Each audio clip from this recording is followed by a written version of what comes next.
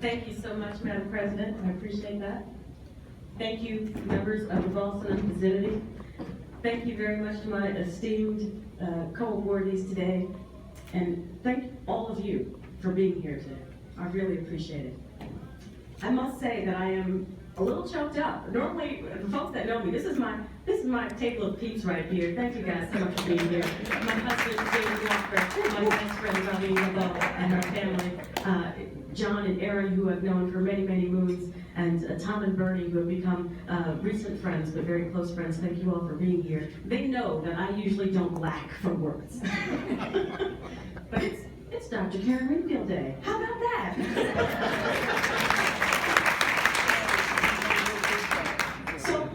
Begin by just reiterating some of the things that we know about Sojourner Truth. Those of you who have your bulletins, you may have had a chance to read the very fine print. I needed my glasses to read this. But she was an amazing woman, a freed slave who became an abolitionist in her own right, but also a suffragist, meaning that she understood the power of women. She took her experiences, which were not easy, and said, I'm not just going to focus on the lives of Black people, but I'm going to focus on the lives of women, and better in the lives of women, because she understood that women are the backbone of the community. And here, the Boston and Vicinity Club has certainly done its job to celebrate the life of Sojourner Truth, not only by recognizing our young people by giving them scholarships. So once again, a round of applause for our scholarship awardees.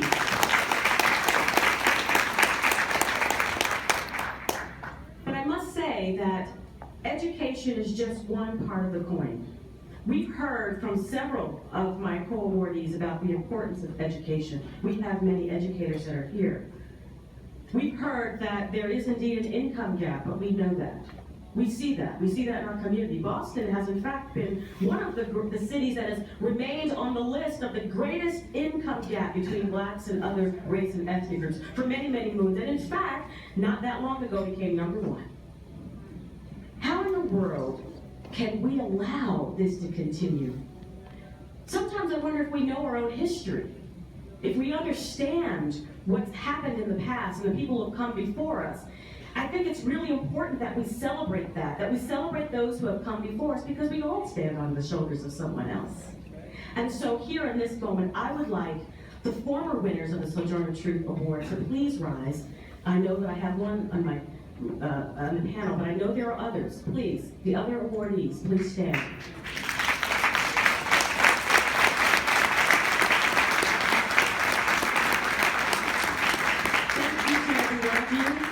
For your hard work, for what you do, for what you represent. Thank you. I'm so honored to stand amongst you.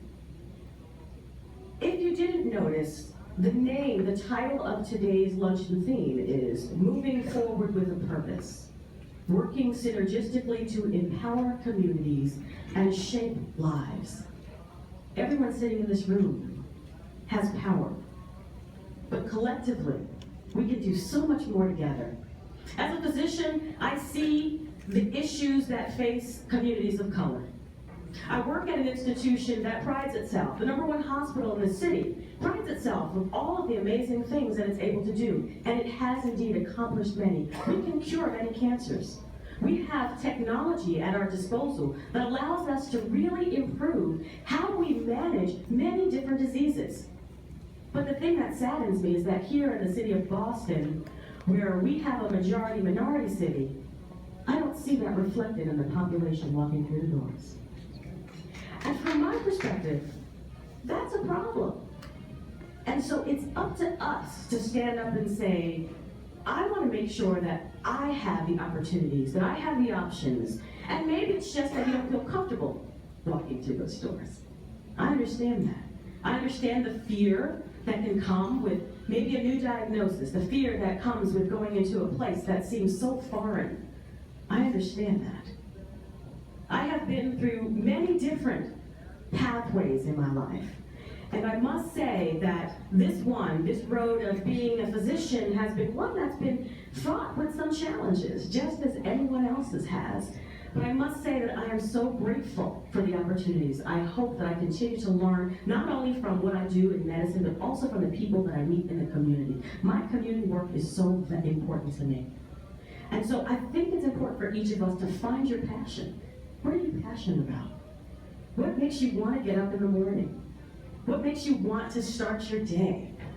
And for me, it's the community education. The fact that knowing that our wealth equals health. Even Sojourner Truth, when she worked as an abolitionist and she went down to the Freedmen's Bureau, one of the first things she tried to do is get land grants for every single freed slave. Because she knew that land equaled money, equaled wealth, equaled power and influence. And today, when blacks are dying from diseases ranging from HIV, AIDS, to cancer, to diabetes, to heart disease, at rates that are about 2 to 3 times higher than any other race or ethnic group, we have a problem on our hands, and one that's not going to end unless we stand up. And knowing that wealth forms that foundation for us, really hopefully we will all be empowered. This is an important year, 2016. We are going to vote for the next president of the United States. And I'm not up here to kind of say anything political, but you, each of you sitting there, who's over age 18, right, has the power in your hands to make a difference. Please become educated, know what the issues are, particularly around our communities, understand them, and cast your votes. It's incredibly, incredibly important.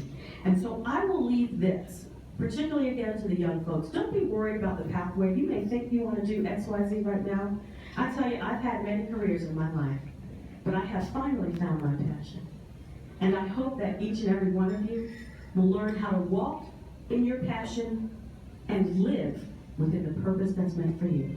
Thank you all so much for your attention, and thank you again for that.